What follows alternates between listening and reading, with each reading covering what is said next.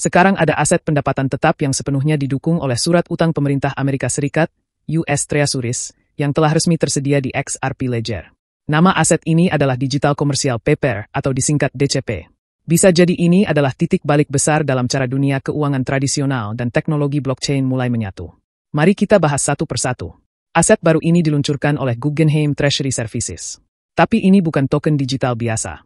DCP ini telah mendapatkan peringkat Prime 1 dari Moody, yaitu peringkat tertinggi untuk produk keuangan jangka pendek. Artinya, DCP adalah produk keuangan yang sangat serius, bukan sekadar eksperimen spekulatif. Tujuan dari DCP adalah untuk menyediakan versi digital modern dari commercial paper, yaitu surat utang jangka pendek yang biasanya digunakan oleh perusahaan untuk mengelola kebutuhan dana kas mereka.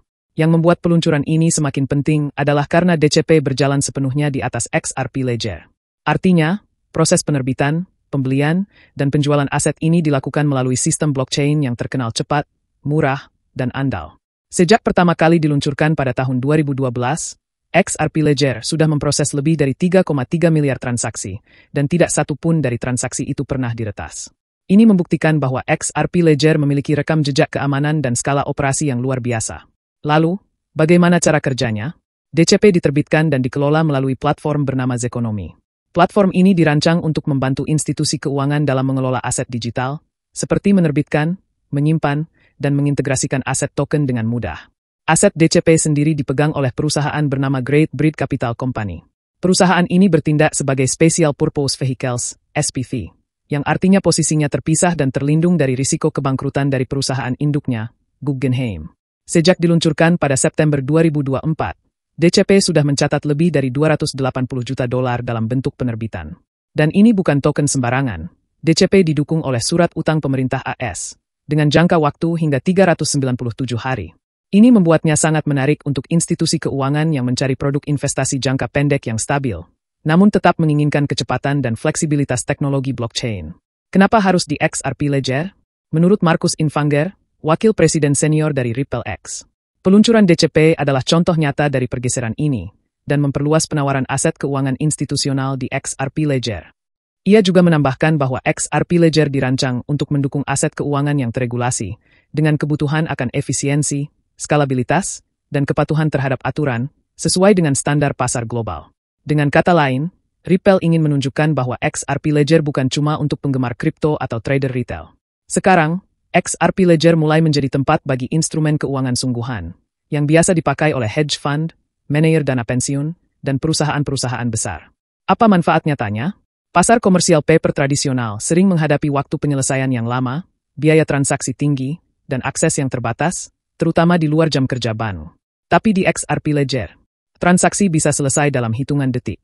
Biaya sangat rendah, dan bisa digunakan 24 jam sehari, 7 hari seminggu. Ini adalah langkah besar untuk membuat dunia keuangan jadi lebih efisien dan terbuka untuk semua orang. Walaupun perkembangan ini sangat menjanjikan, semuanya masih tahap awal.